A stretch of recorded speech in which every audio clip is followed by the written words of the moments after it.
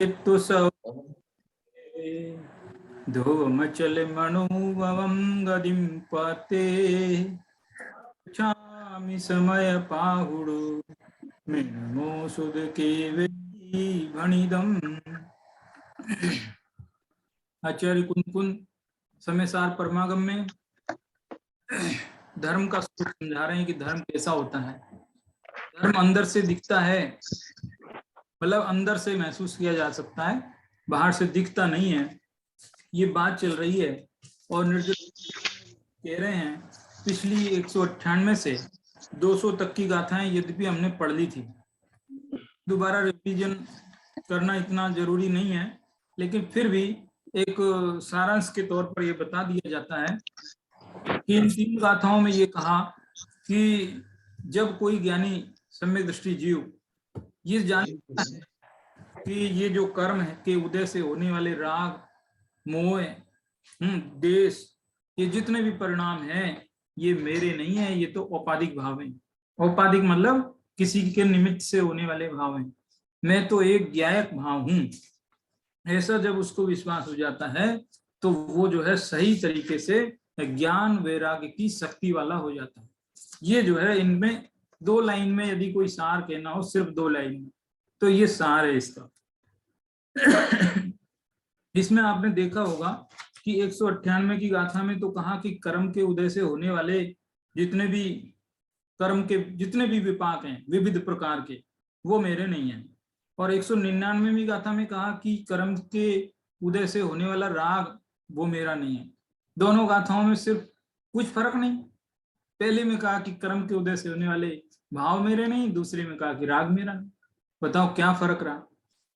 टीकाकार कहते हैं कि फर्क तो सिर्फ सामान्य और विशेष कथन का है। सामान्य कथन तो बिना नाम लिए ही कर्म के उदय से होने वाले सभी भावों से अपने आप को पृथक कर रहा है, और नाम ले लेकर कि राग में नहीं हूं, द्वेष में नहीं हूं, क्रोध में नहीं हूं, इसको विशेष कथन कहते हैं। सामान्य कथन की अपेक्षा विशेष कथन बलवान होता है क्योंकि वो दृढ़ता से पूरी बात को स्पष्ट करने के काम आता है। इसके लिए ये बात यहाँ पर थी, और पूरी बात में सब कुछ राग, द्वेष, मोह, क्रोध, मान ऐसे करके 16 सूत्र बनाने की बात ये जो है गाथा नंबर पहले ही आ चुकी थी, काफी पहले, करीब उधर ही आ गई थी, 32, 33 या 36 के आसपास अपने जो है पूर्व रंग में ही आ गई थी। तो वैसी बात है। इसमें एक बात ये भी है कि राग द्वेष सबके साथ साथ यदि देखा जाए तो पुण्य पाप दोनों भी आ गए। पुण्य भी आ गया, पाप भी आ गया।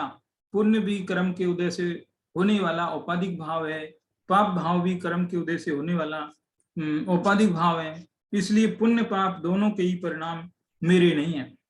मैं तो एकमात्र ज्ञाता दृष्टा हूं। देखो अंतिम लाइन लिखी था, जानक भावोदु अहमेको, मैं सिर्फ ज्ञायक भाव हूं। मेरे लिए सिर्फ करना धरना मेरा काम नहीं है, जानना देखना ही मेरा काम है। अभी जैसे मान लो छोटे बच्चों से पूछा जाए कि बताओ जीव किसे कहते हैं, और वो ये कहे कि जो हले चले, जो खाए पिए हैं, जो बोले, वो जीव है। हालांकि पहले लेवल पर ऐसा ही समझ में आता है, लेकिन ये परिभाषा सही नहीं है। जो खाए पिए, जो बोले, हले चले, ऐसा नहीं है, बल्कि जो जाने देखे। जानने देखने के अतिरिक्त अन्य कुछ भी काम जीव के हिस्से में आता ही नहीं है। ये बात यहाँ पर। एक बात यह है कि जब हमने सभी प्रकार के कर्मोदय से होने वाले भावों से भेद विज्ञान कर लिया, अपने आप को पृथक जान लिया, ये मैं हूं और ये पर है, तो यहाँ ज्ञान वैराग उत्पन्न हो गया। ये बात भी बराबर है। लेकिन इस दुनिया में यानी कि जो 7 तत्व हैं, 9 तत्व हैं, जो भी, उन 7 या 9 तत्वों में से कुछ तो हैं हेय, कुछ हैं ज्ञेय, और कुछ हैं उपादेय। हेय, ज्ञेय, उपादेय, ये 3 चीजें हैं। इन 3 चीजों को, जो हेय है उसको छोड़ देना है, जो उपादेय है उसको ग्रहण कर लेना है, और जो ज्ञेय है उसके प्रति तटस्थ हो जाना है। यानी कि बिल्कुल न ग्रहण करना है न कुछ करना है, सिर्फ ज्ञाता बने रहना है, बस सिर्फ ज्ञाता, न्यूट्रल रह जाना है। तो इस प्रकार से ज्ञानी जीव पुण्य पाप, 9 तत्वों में से पुण्य, पाप, आश्रव, बंधु 4 हो गए, 9 में से 4, इन चार तत्वों को अहितकारी हे जानता है। संबर, निर्जरा और मोक्ष, इनको भला जानता है, सुखदायक जानता है। कितने हो गए? 4 और 3 7 हो गए, बच गए 2। जीव है उसको परम उपादेय, उसका आश्रय लेता है, और जो अजीव है उसकी उपेक्षा यानी कि तटस्थ हो जाता है, सिर्फ ज्ञाता मात्र रह जाता है, न उसको ग्रहण करना है न उसको त्याग करना है। इतनी बात यहाँ पर थी। इस गाथाओं में, तीनों गाथाओं का, ये तीनों गाथाएं इस प्रसंग में आई थी कि ज्ञानी के ज्ञान वैराग्य शक्ति होती है जिसकी वजह से उसकी निर्जरा होती है। ये बात चल रही थी अधिकार की शुरुआत से, 193वीं गाथा से। उसी बात के प्रसंग में ये बात आई थी, ज्ञान वैराग, ज्ञान वैराग, बार बार ये शब्द आ रहा था। ये शब्द आ रहा था तो एक भजन है दौलत राम जी का, उस दौलत राम जी के भजन में भी ये शब्द आया है, ज्ञान विराग शक्ति तय विधि फल, भोगत पे विधि घटा घटी, ऐसा शब्द आया। वो पूरा भजन ही काम का है, इसलिए वो पूरा भजन आपकी इस पुस्तक में जो है उद्धृत किया गया है। ये भजन बहुत सुंदर है। इसमें एक सम्यक दृष्टि ज्ञानी जीव की बाह्य परिस्थितियां और आंतरिक मनस्थितियां कैसी होती है ये यहाँ बताया। बाहर के संयोग, बाहर की परिस्थिति, बाहर की सारी झगड़े टंटे वो एक तरफ, और अंतरंग में वो कैसा अनुभव करता है ये यहाँ बताने के लिए ये भजन है, बहुत सुंदर है। 170 नंबर के पेज पर है ये। चिन्ह मूरत द्रगधारी की मोहे रीत लगत है अटापटी, चिन्ह मूरत द्रगधारी की मोहे रीत लगत है अटापटी, बाहर नार की कृत दुख भोगे अंतर सुख रस गटागटी। बहुत अच्छा है। इसमें तुकबंदी है, बहुत प्राचीन भजन है, प्राचीन विद्वानों के, दौलत राम जी के, भूदरदास जी के, ऐसे बहुत सारे भजन हैं। उन भजनों में से ये भी बहुत सुंदर भजन है। इसमें गेयिता के साथ साथ तुकबंदी भी देखने योग्य है। गजब की तुकबंदी है।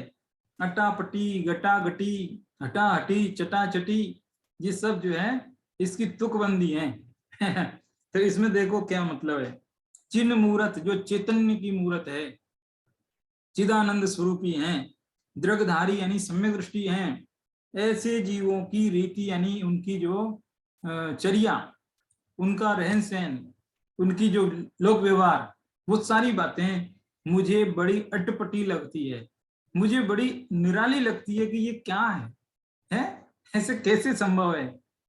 जैसे क्या होता है, जो साइकोलॉजी होती है वो व्यवहार का अध्ययन करके मनस्थिति को पहचानने की होती है, उसको साइकोलॉजी बोलते हैं। बाहर की स्थिति देख करके अंदर का भाव बता देना कि ये आदमी ऐसा करता है, इसका मतलब ये चाहता है, तो ये हो गई साइकोलॉजी। लेकिन यहाँ साइकोलॉजी के बिल्कुल अपोजिट स्थिति है। बाहर कुछ है, अंदर कुछ है, इसलिए ये जो परिस्थितियां हैं ये बहुत ही अटपटी लगने वाली है, ये बताया जा रहा है। बाहर नार की कृत दुख भोगे अंतर सुख रस गटागटी, रमत अनेक सुरनि संग 35 परिणति तैनित हटाहटी, चिन्ह मूरत द्रगधारी की मोहे रीत लगत है अटापटी। बहुत सुंदर छंद है। देखो, बाहर नार की कृत दुख, देखो नरकों में भी सम्यक दर्शन है, स्वर्ग में भी सम्यक दर्शन है, चारों गतियों में सम्यक दर्शन है। कोई सम्यक दृष्टि जीव नरक में है तो कैसा? बाहर नार की कृत दुख भोगे, चारों तरफ मारपीट हो रही है, वो खुद भी मारपीट कर रहा है, सम्यक दृष्टि है, लेकिन अंतर सुख रस घटाघटी, अंदर में तो जो है उसकी परिस्थिति कुछ अलग ही है, अंदर की स्थिति अलग ही है ना। अंदर में समता रस का पान करता है। और यदि वो स्वर्ग में है, अगली लाइन में स्वर्ग की बात है, रमत अनेक सुरनि संग पे, स्वर्गों में है तो अनेक अप्सराएं, अनेक देवांगनाएं, उनके साथ विषय भोग भी भोगता है, तो भी परिणति तैनित हटाहटी, वहां से अंदर के परिणामों से, उन विषय भोगों से दूर रहता है, हट जाता है, दूर रहता है। ये अर्थ है। अब देखो अगली लाइन, जिसके लिए पूरा भजन यहाँ लिखा गया।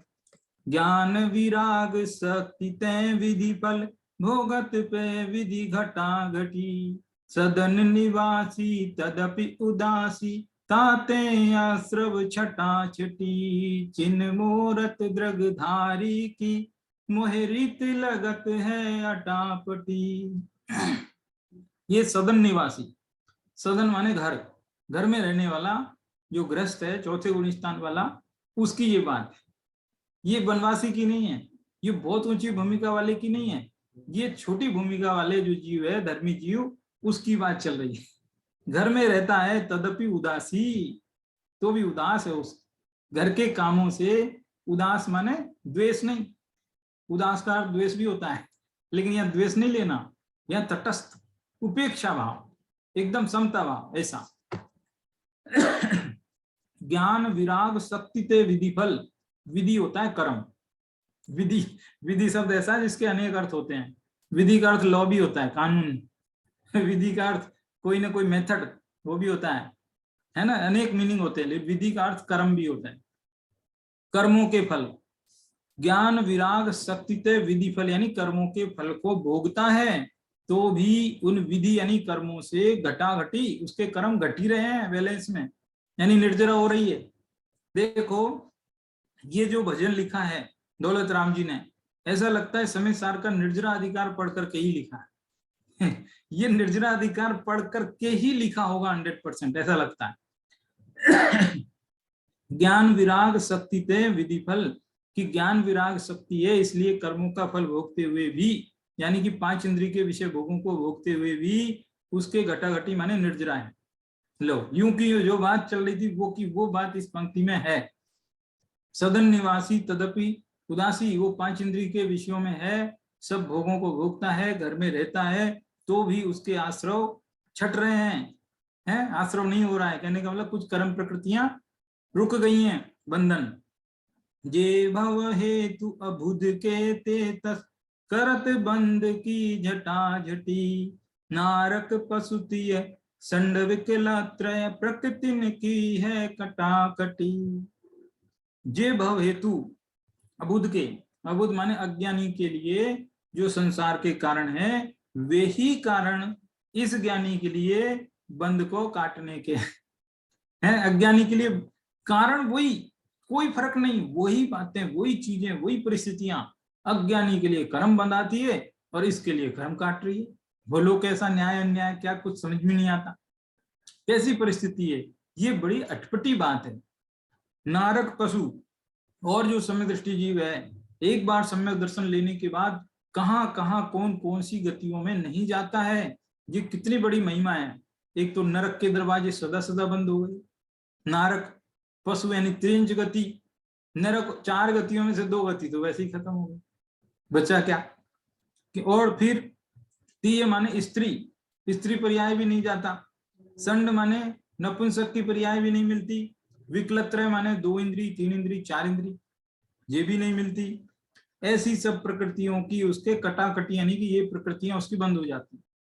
देखो इतनी इतनी जगह पर वो नहीं जाता है, तो इसका मतलब क्या है, मनुष्य और देव, मनुष्य और देव, मनुष्य और देव स्वर्ग में जाएगा, फिर मनुष्य बन जाएगा।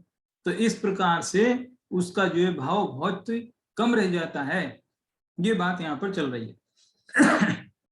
संयम धर न सके पे संयम, धारण की उर चटा चटी, तासु सुयस गुण की दौलत के, लगी रहे नित रटारटी, चिन्ह मूरत द्रगधारी की, मोहे रीति लगत है अटापटी।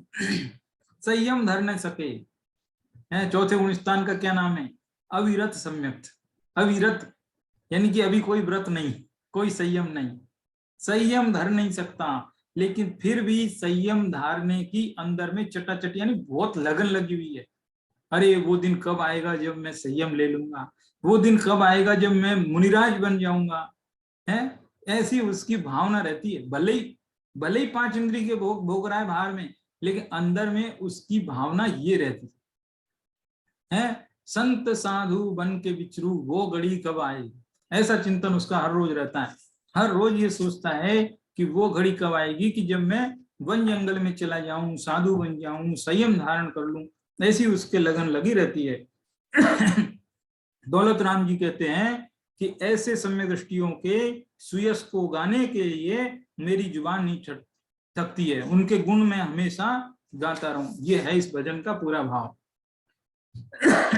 अब इसके बाद में अगला जो कलश आता है, वो जो अगला कलश ये बात के लिए आता है कि अभी तक हमने ये बताया कि पांच इंद्रिय के विषयों को भोगते हुए भी जो सम्यक दृष्टि होता है उसके बंध नहीं होता, बल्कि निर्जरा होती है। तो यहां से कोई व्यक्ति छल ग्रहण ना कर ले। कैसे कि हम तो बड़े सम्यक दृष्टि हैं, हमें तो बहुत ज्ञान है, इसलिए हम पांच इंद्रिय के विषय भोगेंगे तो हमारा तो कुछ नहीं बिगड़ेगा। ऐसा सोच करके वो ऐसा काम न करने लग जाए। ये बात को बताने के लिए अगला जो कलश है अगला जो कलश है वो जरा यहाँ प्रस्तुत करते, देखो कैसे है ये। सम्यक मंदाक्रांता सम्यक दृष्टि स्वयं महम जातु बंधो न मे स्यादित्युत्थानोत्पुलक वदना रायिणोऽप्याचरन्तु आलम्बन्ता समिति परतां ये यतोऽद्यापि पापाम् आत्मानात्मा वगम विरहात् संति सम्यक त्वरिता। ये मंदाक्रांत छंद की ऐसी लय है। ये मंदाक्रांत छंद कहता है कि हम तो सम्यक दृष्टि स्वयं, मैं तो स्वयं सम्यक दृष्टि हूं और जातु न बंधो में, और मेरे लिए तो बंद होता ही नहीं। ऐसा सोचकर उत्तान यानी ऊंचा कर लिया है, ऐसे ऊंचा मुंह उठा लिया है। वदन यानी मुंह है, उत्तानोत पुलक वदना, वदन यानी मुंह, पुलक यानी फुला लिया है, उत्तान माने ऊंचा कर लिया है, मुंह फुला लिया है, घमंड में ऊंचा कर लिया, नहीं नहीं मेरे तो कुछ नहीं होगा। ऐसे ऐसी बात है ये। मैं स्वयं सम्यक दृष्टि हूँ बंध से विरहित सदा, यह मान कर अभिमान में पुलकित वदन मस्तक उठा, जो समिति आलम्बे महाव्रत आचरे पर पापमय, दिगमूढ़ जीवों का अरे जीवन नहीं अध्यात्ममय। क्या कहते हैं इसमें? दो बातें कही है। एक बात तो ये कही कि जो लोग सम्यक दृष्टि अपने आप को समझ करके मुझे तो बंद होगा नहीं ऐसा समझ करके वो भोग भोगे, वो भी पापी। और दूसरा दो बातें हैं, दूसरी बात भी है। दूसरी बात ये है कि जो पांच समिति का पालन करे, महाव्रत का आचरण करे, लेकिन अंदर में वो भी आत्मा को नहीं जाने, तो वे दोनों ही जीव, देखो दो प्रकार के जीव है ना, वो दोनों में आपको अंतर समझ में आ रहा होगा। एक तो पांच इंद्रिय के भोगों में डूबा हुआ है और दूसरा सब कुछ त्याग करके चला गया है, वो उसके कोई भोग नहीं है, सब कुछ त्याग ही त्याग है, इतना बड़ा त्यागी है वो। लेकिन कह रहे हैं कि ये दोनों ही जीव एकदम अध्यात्म में नहीं है, दोनों के दोनों मिथ्या दृष्टि है और दोनों के ही जो है बंद होता रहता है। ये बात बता रहे हैं। क्या कह रहे हैं कि त्यागी भी और भोगी भी दोनों के ही बंद है, ये बात यहां बता रहे हैं। अब देखो क्या लिखा है। स्थिति यह है कि 173 पेज पे पढ़ता हूं। स्थिति यह है कि सम्यक दृष्टि जीवों के सम्यक ज्ञान तो होता ही है, अनंतानुबंधी कसाय के अभाव के कारण तत्संबंधी राग भाव का भी अभाव होता है। अतः सम्यक दृष्टि को ज्ञान वैराग से संपन्न कहा है, फिर भी उसके अप्रत्याश। देखो अब ये बल लाइन, अभी तक की बात तो पहले कई बार सुनी आपने, कैसे कि अनंतानुबंधी चली गई, मोटा पाक चला गया, लेकिन जो छोटा पार्ट है उसकी बात अब आई है। अप्रत्याख्याना वर्णादि कसायों के उदयानुसार राग भाव पाया जाता है और तदनुसार भोगों में प्रवृत्ति भी देखी जाती है। वह प्रवृत्ति चक्रवृत्तियों जैसी भी हो सकती है। क्या समझ में आया? देखो उसके निर्जरा होती है, ये बात तो ठीक है, लेकिन पूरी तरह निर्जरा ये बात भी नहीं है, क्योंकि पूरी तरह कसाय गई कहाँ है अभी अप्रत्याख्यान है उसके, और जितनी मात्रा में कसाय है उतनी मात्रा में बंद भी है, लेकिन बंद थोड़ा है निर्जरा ज्यादा है, ऐसा पार्ट भी हो गया। देखो, वो जब सम्यक दृष्टि बन गया और जो अप्रत्याख्याना कषाय बची, उस अप्रत्याख्याना वर्णी कषाय के फल में कितना बड़ा जो है विषय भोग देखा जा सकता है बाहर में, उसकी आप कल्पना करो। वो बता रहे हैं कि चक्रवर्ती जैसा भी उसके वैभव हो सकता है अप्रत्याख्यान के उदय में, अनंतानुबंधी की तो बात ही नहीं है ना। और चक्रवर्ती की पटरानी को मासिक धर्म भी नहीं होता, उसकी संतान भी नहीं होती, क्योंकि चक्रवर्ती के भोग तो निरंतराय होते हैं। यदि उसके ये सब होवे तो उसके भोगों में अंतराय पड़ता है। इसलिए इतना भोग भी बाहर में, ये बात क्यों बताई जा रही है? ये बात इसलिए बताई जा रही है कि सम्यक दृष्टि बाहर से इतना ज्यादा विषय में डूबा है कि उसके अंतराय है ही नहीं एक दो दिन का भी, मतलब निरंतराय भोग भोग रहा है तो भी उसके निर्जरा हो रही है। यहाँ पर आगे चल के तो आएगी, लेकिन पहले ही बताता हूं। इसमें ये लिखा है कि आप भोगों की क्वांटिटी मत देखो, क्वालिटी देखो। कहने का मतलब ये है कि यहाँ भोग तो इतनी मात्रा में, देखो कहीं लिखा है, आगे आएगा। कहने का अर्थ ये है कि 96,000 रानियां हैं, इतने भोग हो रहे हैं, इतना सब हो रहा है ना। भोग तो बहुत ज्यादा दिख रहे हैं, लेकिन उसका फल कितना कम है, वो सोचने वाली बात है। क्यों ऐसा, क्यों इतना भोग होते हुए भी उस सम्यक दृष्टि के राग आदि भावों में एकत्व ममत्व नहीं होता, कर्तृत्व भोक्तृत्व नहीं होता। इसके कारण उनके भोगों को निर्जरा का कारण क्या है? ये है उसकी ज्ञान वैराग्य की शक्ति। इस बात का आधार लेकर कोई मूढ़ जीव आत्मानुभूति के बिना ही अपने को सम्यक दृष्टि मान ले, और सम्यक दृष्टि को बंद नहीं होता ऐसा मान करके, और वो खूब विषय भोग भोगे, सोचे कि इससे विरक्त हो क्यों हूं, क्या जरूरत है इसको छोड़ने की। ऐसी विपरीत मान्यता के कारण भोगों में लिप्त रहे, अनर्गल प्रवृत्ति करे, तो अथवा आत्मानुभव के बिना ही, सम्यक दर्शन के बिना ही बाह्य भोगों के त्याग देने मात्र से धर्म हो जाता है, ऐसा मानकर। दो परिस्थितियां, त्यागना और भोगना, दोनों ही बातें तो करे, तो इन दोनों ही स्थितियों में वो पापी है, मिथ्या दृष्टि है। सब भोगों को त्याग देने वाला भी पापी है, और विषय को भोगने वाला वो भी पापी है, दोनों ही पापी है। बताओ, दोनों बिल्कुल विपरीत हैं। एक को तो सारी दुनिया भगवान जैसा मानेगी, मुक्ति पथ का पथिक है, कह रही कि आत्मा को नहीं जानते तो वो भी पापी है, मिथ्या दृष्टि है। ये बात चल रही। अब इसमें प्रश्न उठाया, क्या प्रश्न उठाया कि ठीक है, वो जो भोग भोग रहा है ना, उसको तो भले ही आप पापी कह दो चलेगा, लेकिन जो सब कुछ त्याग करके बैठा है कितना कंप्रोमाइज कर रहा है अपनी जिंदगी से, संसार का सुख भी नहीं भोग रहा ठीक से कम उसको तो पापी मत बोलो। ऐसा एक प्रश्न है यहाँ पर, किताब की लिखा है आपके 174 पेज हिंदी की किताब में। उस प्रश्न का उत्तर पढ़ता हूं।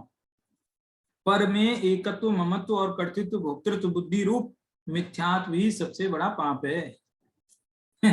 विषयों को न तो भोगने से पाप है, न त्यागने से पाप है, बल्कि पाप किससे है? मिथ्यात्व से है।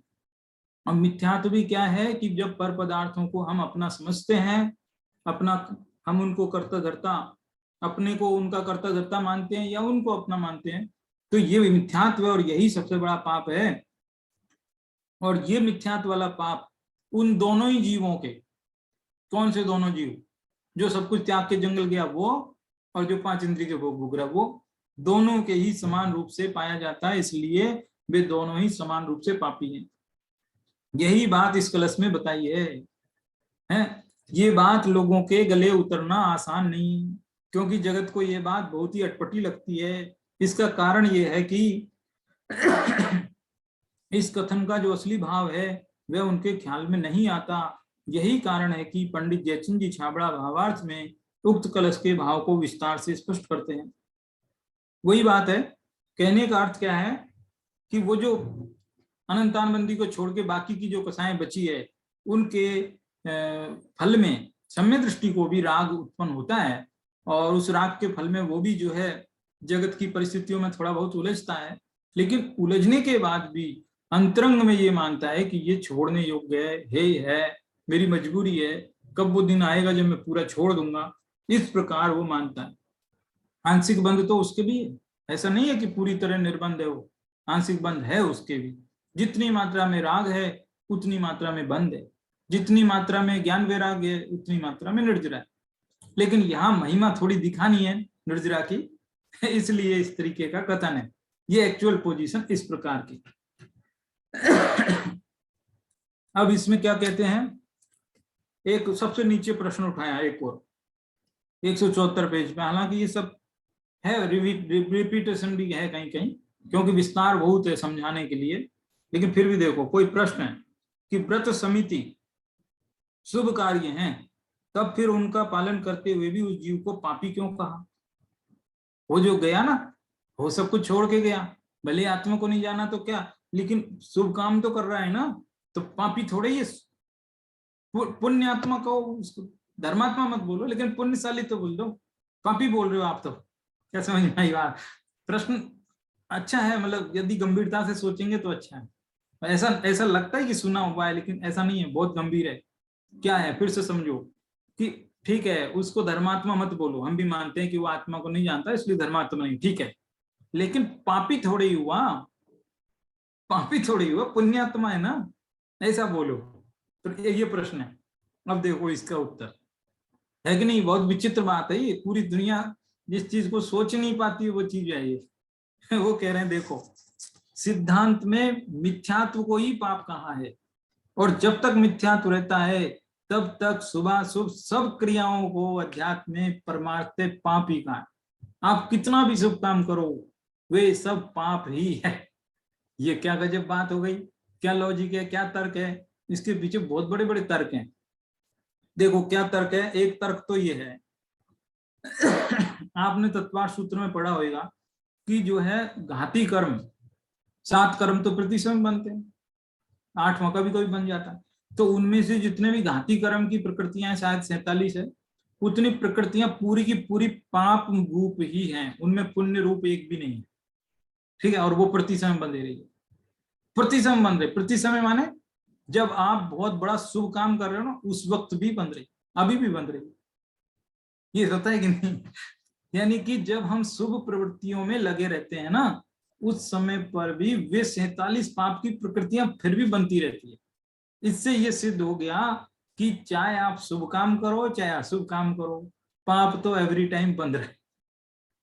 तत्व सूत्र में लिखी है ये बात, क्लियर बात है एकदम, सोचो हम।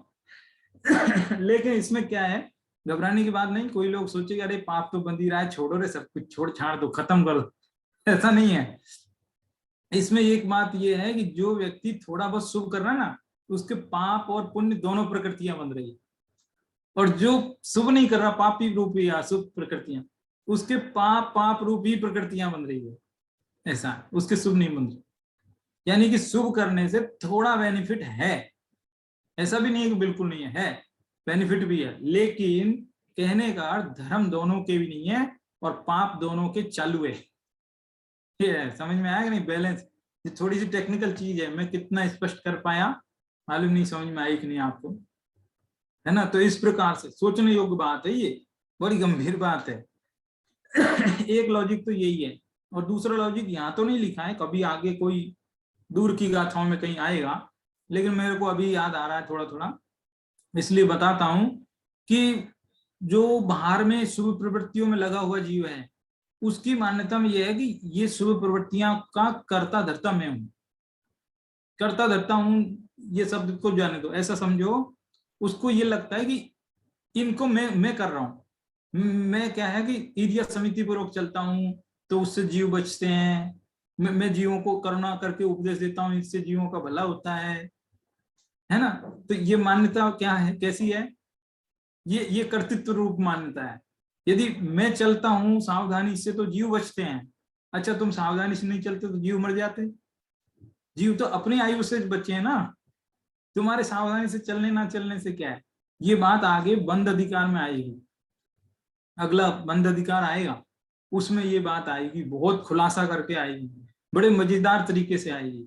मुझे जो है निर्जराधिकार और बंध अधिकार, ये दो ही अधिकार बहुत ज्यादा प्रभावित करे हैं। ये दो अधिकार मुझे बहुत अच्छे लगे हैं, जोरदार। और बंध अधिकार की शुरुआत की कुछ गाथाओं ने तो एकदम यूं समझ लो स्वाभिमान जगा दिया। स्वाभिमान का मतलब ये नहीं कि घमंड, मतलब ये हो गया कि ठीक है, दुनिया में कोई भी किसी का बाल बांका नहीं कर सकता, नहीं कोई किसी को खाने देता है, ना कोई किसी का लेना देना नहीं है। इस बात को बड़ी दृढ़ता के साथ बहुत ही गजब तरीके से बंद अधिकार में समझाया। आगे अभी देखो, अभी इसमें ये बता रहे हैं कि वो जो सब कुछ छोड़ करके चला गया है, आत्मा को जानता नहीं है लेकिन सब कुछ छोड़ के चला गया है, उसको लगता है कि ऐसी शुभ क्रियाएं करूंगा है तो इससे मेरा भला हो जाएगा, मुझे मुक्ति मिल जाएगी एक दिन। और वो मुक्ति की प्राप्ति के लिए कर रहा है, इतना बड़ा कॉम्प्रोमाइज इसी के लिए कर रहा है। तो कह रहे हैं कि वो ऐसा समझता है। और इधर ये जो सम्यक दृष्टि अपने आप को समझ करके 5 इंद्रियों में लगाए, है ना, तो इसकी भी मान्यता खोटी है, उसकी भी मान्यता खोटी है, और दोनों ही जो है मिथ्यात्व में उलझे हुए हैं। ये बात यहाँ पर समझने की है। ठीक है, अब देखो जो अभी मूल कलश हमने पढ़ा 137 नंबर का कलश, इसकी तीसरी लाइन में अंतिम शब्द देखो क्या लिखा है, पापा। संस्कृत का शब्द है, पाप का बहुवचन हो गया पापा। राम है रामो रामा, है ना, तो पाप है पापो पापा, ऐसे ऐसे हो जाता है। तो ये पापा शब्द हो गया है। ये थोड़ा सा इसकी जानकारी की दृष्टि से बताया जा रहा है कि ये पापा शब्द है। पापा का मतलब होता है पाप। आजकल की जो पीढ़ी है ना, वो पिता को पापा बोलती है, मम्मी को जो मम्मी मम्मी। तो मम्मी और पापा का मतलब क्या है समझ लीजिए, है मम्मी मरे हुए लोगों को बोलते हैं, और पापा मतलब पाप। खैर देखो, सबसे बड़ा पाप क्या है, मिथ्यात्व है, और इसी की सजा सबसे बड़ी है। और जो 5 पाप जिनको हम पाप के रूप में जानते हैं, हिंसा झूठ चोरी कुशील परिग्रह, वो इतने बड़े पाप नहीं है, वो बहुत छोटे पाप हैं। सबसे बड़ा पाप मिथ्यात्व है, और जब तक मिथ्यात्व रहता है जीव कभी भी जो है मोक्ष के मार्ग पे नहीं चल सकता। चाहे वो 5 पापों को छोड़ करके 5 व्रतों का पालन करे, अणुव्रत नहीं महाव्रतों का भी करे, तो भी संसार का संसार में रहता है। और यदि वो अपने आत्मा को जान लेवे तो फिर वो जो है उसका मिथ्यात्व चला जाता है, यानी सबसे बड़ा पाप मिट जाता है, और छोटे मोटे पाप तो फिर मिट ही जाएंगे। जी बात है इसमें। ठीक है, इसके बाद जो है पेज नंबर 178 पे जरा 2-3 पैराग्राफ हैं जो बड़े अच्छे हैं, बहुत सुंदर, वो पूरे के पूरे ही पढ़ता हूँ। 2-3 पैराग्राफ 178 की शुरुआत पर, जिससे ज्ञानानंद स्वरूपी ज्ञायक स्वरूपी भगवान आत्मा का आश्रय आलंबन नहीं है, मात्र एकांततः राग का ही आलंबन है। वह भले ही व्रत पाले, तपश्चर्या करे, मुनि के 28 मूल गुणों का पालन करे, तो भी मिथ्या दृष्टि ही है। एक ही शर्त है, बिना एकड़े बिंदी। एक भजन आता है उसमें कहा है कि अंक नहीं है और 0 लगाते जाओ। शून्य शून्य लगा रहे हैं, अंक है ही नहीं। पहले अंक रहे तो शून्य की कीमत बढ़ती जाए, लेकिन शून्य शून्य करते जा रहे हैं, क्रिया क्रिया क्रिया, और मूल अंक क्या, अंक माने आत्मा का ज्ञान, वो है ही नहीं। कह रहे आत्मा का ज्ञान हो फिर आप क्रिया करो ना, तो क्रिया भी फलदायी हो, लेकिन क्रिया फलदायी कैसे हो, ऐसा है ना, तो भी मिथ्या दृष्टि है भाई। यह तो भव के अभाव की बात है। जिस भाव से भाव मिलता है, जिस भाव से भाव यानी संसार बढ़ता है, वह आत्मा का भाव नहीं है, क्योंकि भगवान आत्मा भाव व भव के कारणों के अभाव स्वरूप है। आत्मा तो संसार का नाश करने का है। मैं आगे पढ़ रहा हूं, लेकिन जरा यहाँ पर एक बात बताता हूँ।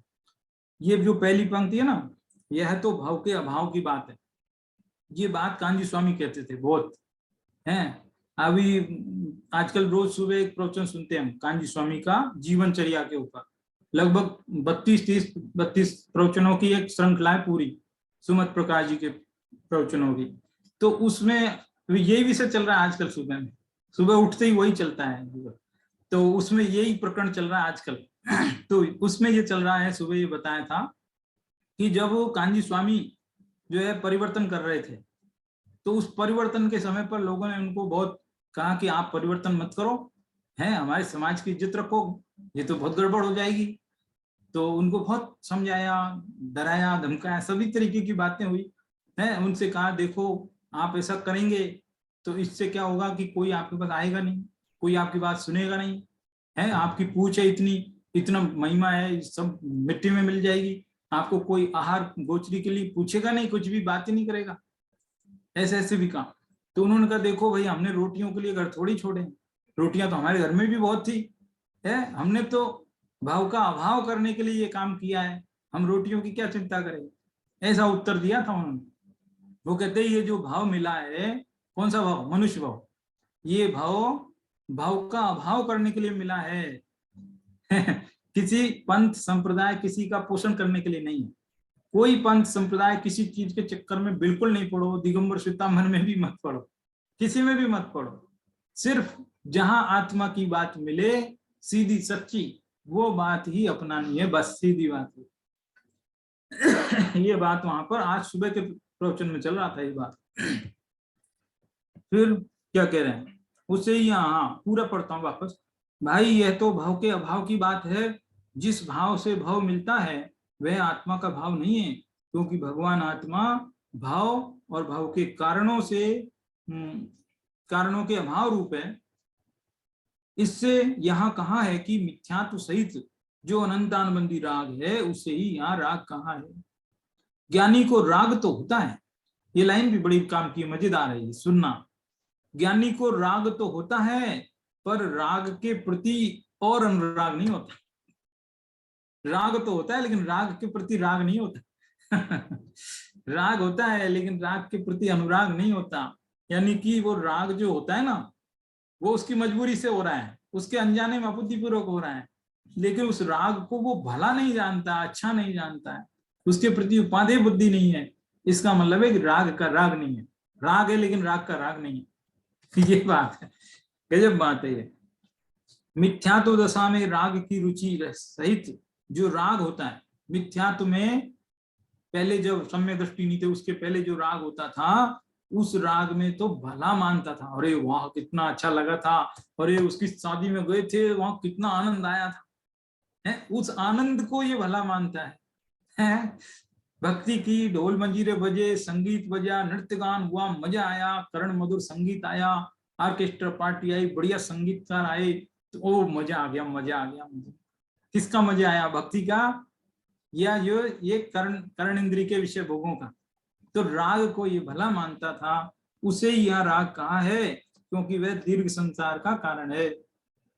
ये राग के प्रति जो अनुराग है ना, यही संसार का वास्तविक कारण है अब देखो ये जो एक पैराग्राफ और पढ़ता हूं बहुत अच्छा है। समकिति को चारित्र मोह संबंधी जो किंचित राग होता है सम्यक दृष्टि को, उसे यहाँ राग की गिनती में नहीं गिना है। थोड़ा बहुत राग है उसकी गिनती में नहीं गिना। किंचित का अर्थ भी जानने हो गए, मैं कह रहा था ना क्वांटिटी और क्वालिटी वाली बात, वो अभी ध्यान देना आप। किंचित का अर्थ भी जानने, किंचित किंचित राग होता है, अरे बार बार कहते हैं कुछ नहीं, उसको थोड़ा सा राग है, अनंतानुबंधी तो निकल गया। अरे कुछ का मतलब तो बताओ, कितना राग, कितना परिग्रह रखेगा उस छोटे से राग में? मान लो किसी को थोड़ा सा राग है तो थोड़ा परिग्रह रखेगा क्या? कि नहीं नहीं नहीं नहीं, परिग्रह तो बहुत मिलेगा। समझ में आई ना बात? थोड़ा राग है उसका अर्थ माने उसका अर्थ समझना। अभी देखो थोड़ा राग है 96,000 स्त्रियों के विषय वासना वाले राग को भी आचार्य किंचित राग कह रहे हैं। किंचित थोड़ा ही हो तो इसका मतलब समझ रहे हैं आप?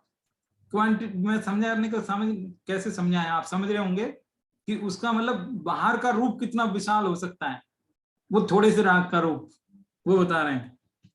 उसका कारण यह है कि ज्ञानी के राग तो है पर उस राग में आसक्ति नहीं है, इस कारण उस राग के फल में अल्प स्थिति और अल्प अनुभाग पड़ता है। बस यही कारण है कि उससे राग नहीं गिना। ये है, समझ में आई बात? कितनी महत्वपूर्ण बात है। वो अल्प होकर के भी उसका असर बाहर में बहुत बड़ा हो सकता है, घबराने की बात तो नहीं है। तो अरे नहीं नहीं नहीं नहीं पॉसिबल ही नहीं है, ऐसा कैसे होएगा ऐसा? ठीक है, जिसे त्रिकाली नित्यानंद स्वरूप भगवान आत्मा की दृष्टि हो गई, उसे निमित्त राग और एक समय की पर्याय की दृष्टि नहीं रहती। इसलिए उसके स्वरूप का ज्ञान और राग के अभाव रूप बेराग, ज्ञान और बेराग दो बातें अवश्य होता है। देखो सम्यक दृष्टि 6 खंड के राज्य के वैभव में रह रहा हो तो भी उसे ज्ञान बेराग निरंतर एक साथ ही होता है। इस सम्यक दृष्टि की 3 परिस्थितियां बता दी आपको। नरक में रहता है तो कैसा, स्वर्ग में रहता है तो कैसा, और इधर 6 खंड का चक्रवर्ती बन के मध्यलोक में रहे तो कैसा। तीनों स्थिति में सम्यक दृष्टि की बाहरी स्थिति एकदम विपरीत है और अंदर की स्थिति एकदम विपरीत है। तो दोनों विपरीत स्थितियों को देख करके कोई भी जीव कहेगा कह रही इसकी तो परिणति हमको बिल्कुल अटपटी लगती है। क्या है ये भजन, देखो क्या था ना भजन, चिन्ह मूरत द्रगधारी की मोह रीत लगत है अटापटी। ये अटपटी रीति है, ऐसी बात है। अब इसके बाद में ये जो अंतिम, ये जो क्या बोलते हैं बनारसीदास जी का छंद, इसको और पढ़ के ये जो बात पूरी करते हैं। ठीक है, ये जो पूरी बात है इसको जो है उन्होंने 4 छंदों में, 1 2 3 4 5 6 छंद करीब हैं, इन 6 छंदों में 4-6 छंदों में इस बात को लिखा है। पूरे ही पढ़ते हैं। देखो, जे नर सम्यक वंत कहावत, सम्यक ज्ञान कला नहीं जागी, आत्म अंग बंद विचारत, धारत संग कहें हम त्यागी। देखो पुरानी भाषा है, साथ के साथ अर्थ भी कर दूं या तो। जे नर सम्यक वंत कहावत, जो जीव सम्यक दृष्टि हैं उनके ज्ञान, सम्यक वंत कहावत, सम्यक ज्ञान कला नहीं जागी। हाँ, लेकिन सम्यक ज्ञान उनके हुआ नहीं है, सिर्फ अपने आप को मानकर बैठे हैं, यही अर्थ है ना इसका। आत्मानुभव रूप सम्यक ज्ञान की कला के जागृत हुए बिना स्वयं को सम्यक दृष्टि, वही अर्थ बराबर। यानी कि वे अपने आप को सम्यक दृष्टि समझते हैं, लोगों से कहते हैं कि हम सम्यक दृष्टि हैं, लेकिन है नहीं। ऐसे लोगों का चित्रण कर रहे हैं, वो कितना बढ़िया, पूरा उनका नक्शा खींच के रख रहे हैं कि वो कैसा है। आत्म अंग अबंध विचारत, और अपने आत्मा को हमेशा ऐसा सोचते हैं कि हमें तो बंद होता ही नहीं, हम तो अबंध है, ऐसा विचारते हैं। धारत संग कहें हम त्यागी, और संग माने परिग्रह, खूब परिग्रह चारों ओर इकट्ठा कर लेंगे, सब काम करेंगे, सब पूरा एकदम लेन देन है, रुपए पैसे भी, मोबाइल फोन भी रखेंगे। आजकल सब नाम लेने की जरूरत नहीं है, और ना किसी पे कटाक्ष कर रहे, लेकिन समझने की बात। तो इस तरह से वो चारों तरफ सब कुछ करें और कहें हम त्यागी। अरे हम तो बहुत त्यागी। आजकल जो बड़े बड़े त्यागी है ना, उनके पास ये सब दिखेंगे आपको, लैपटॉप दिखेगा, फोन दिखेगा, बहुत सारी चीजें दिखेगी, है ना। तो धारत संग कहें हम त्यागी, वेश धरें मुनिराज पटंतर है, और वो मुनिराज का वेश भी धारण कर लेवे कोई जीव। अंतर, दूसरा चित्रण है, 2 प्रकार का जीव बताए थे यहाँ पर। दूसरा, अंतर मोह महानल दाग, लेकिन अंदर से मोह रूपी महानल, महानल यानी अनल मोती आग, अग्नि, मोह रूपी अग्नि से दग्ध हैं, दागे हुए हैं, ऐसा। सुन ही ये कर तूति करे, पर 66 जीव न हो ये विरागी। सुन ही ये कर तूति करे, अंदर से शून्य है, आत्मा का ज्ञान नहीं है, बाहर से खूब क्रिया करते हैं, करतूति मतलब क्रिया करते हैं। 66 जीव न होए विरागी, वो जीव कभी वैरागी हो नहीं सकता। ग्रंथ रचे, देखो कितना बड़े बड़े काम करता है, ग्रंथ लिखते हैं, चर्चे शुभ पंथ, और शुभ पंथ में चलते हैं, बड़ा बड़ा आचरण करते हैं, अच्छे अच्छे ग्रंथ लिखते हैं। लखे जग में व्यवहार सुपत्ता, और सारे जगत में सब क्या लिखा है, व्यवहार सुपत्ता का क्या मतलब है, देखो।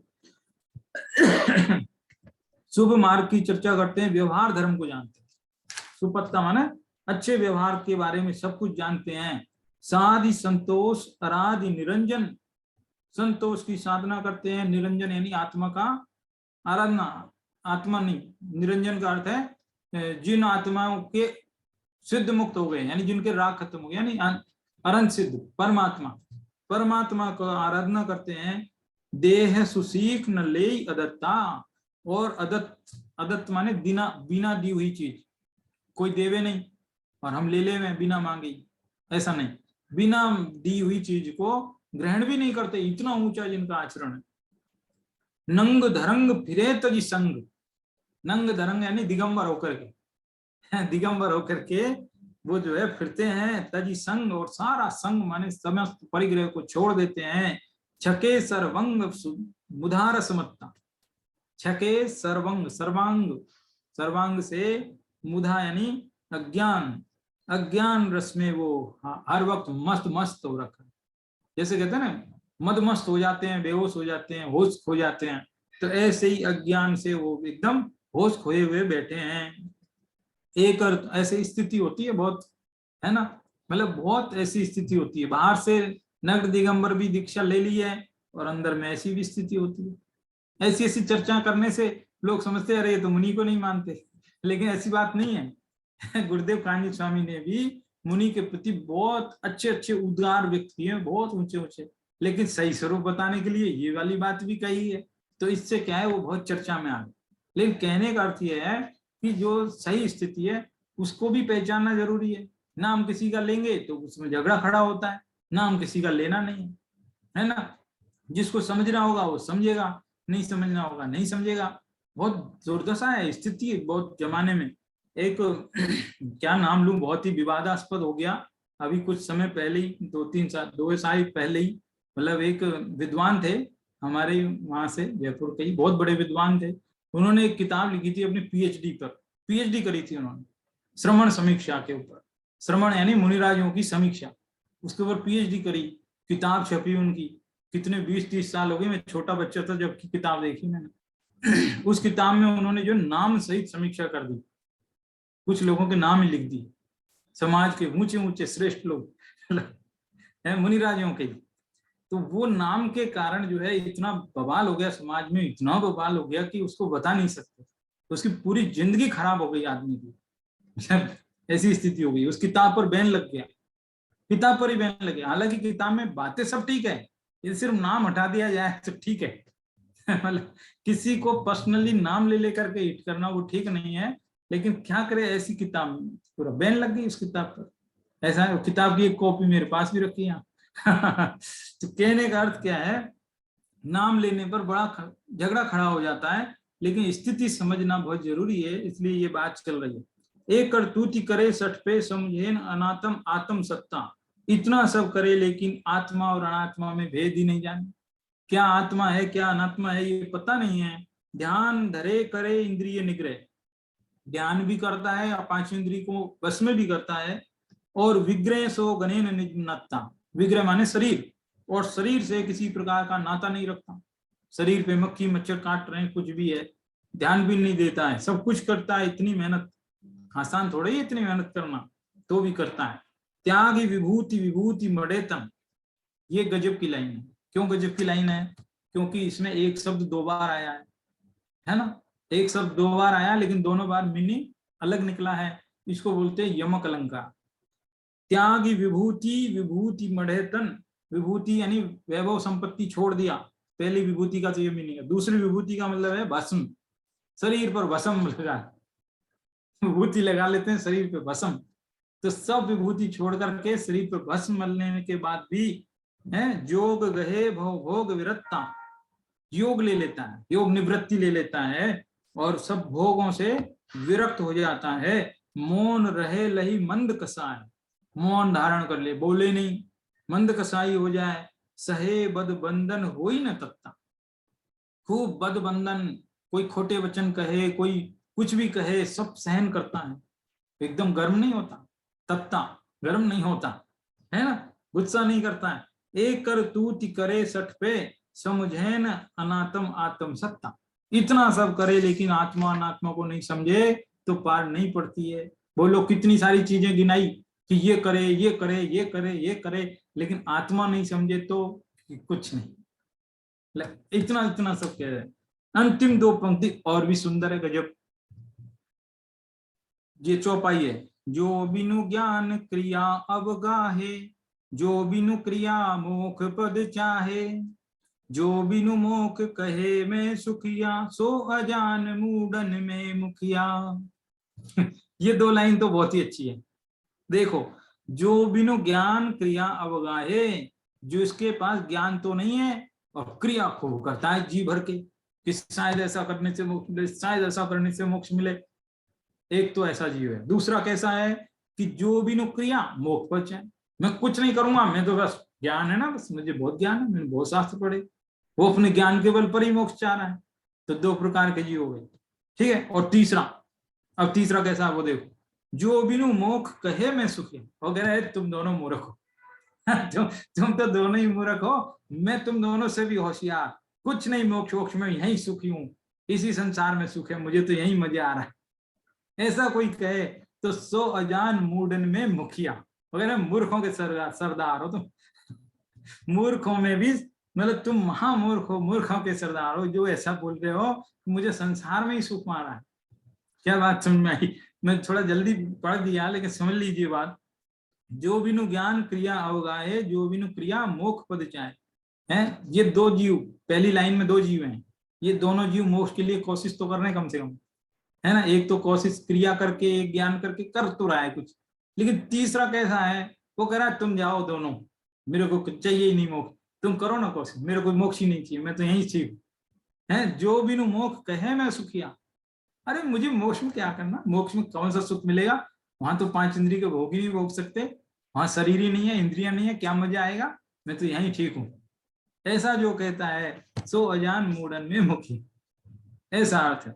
समझ में आई बात? तो इस तरह से ये तीनों गाथाओं में यही बताया गया कि जो आत्मा को जानता है उसी के पास ज्ञान वैराग्य शक्ति होती है, जिसके बल से उसकी निर्जरा होती है। ये जो ज्ञान वैराग्य की शक्ति हर किसी के पास नहीं होती, ये आत्मा को और अनात्मा के बीच में भेद ज्ञान कर लेता है, उसी के होती। ये बात यहाँ पर बताई गई। इतनी ही बात करके बात पूरी करते हैं। ये गाथाएं हो गई 200 तक की, इनके प्रश्नोत्तर भी भेजे हैं, तो पढ़ना आप। ठीक है, धन्यवाद। जय जिनेन्द्र। हाँ पूछिए सर। इसमें जो दूसरी कैटेगरी है कि हाँ जो जी। सिर्फ ज्ञान पे रिलाय करता है और क्रिया नहीं करता है, हाँ हाँ तो क्रिया में तो कर्ता भाव है, कर्तृत्व भाव है, तो हाँ ज्ञान क्रिया पे में रिलाय करना और क्रिया नहीं करना वो कैसे बुरी बात हो गई? क्रिया नहीं करना, देखो क्या होता है, अकेले ज्ञान मात्र से काम नहीं चलता है। जैसे मान लो मुझे पता है कि मेरे रोग है और ये औषधि है, इससे मेरा रोग दूर होगा, ये ज्ञान है मुझे, मैं उस औषधि को खाऊंगा ही नहीं तो रोग कैसे दूर होगा। इसलिए जैसे मान लो अपनी समय सार शास्त्र पढ़ते हैं तो ज्ञान तो कर रहे हैं, लेकिन अब अमल नहीं करेंगे तो ये ज्ञान किस काम का रहा, ये है कहने का। अच्छा, मतलब ये क्रिया, नॉट दैट अदर क्रिया, ये इम्प्लीमेंटेशन हाँ है।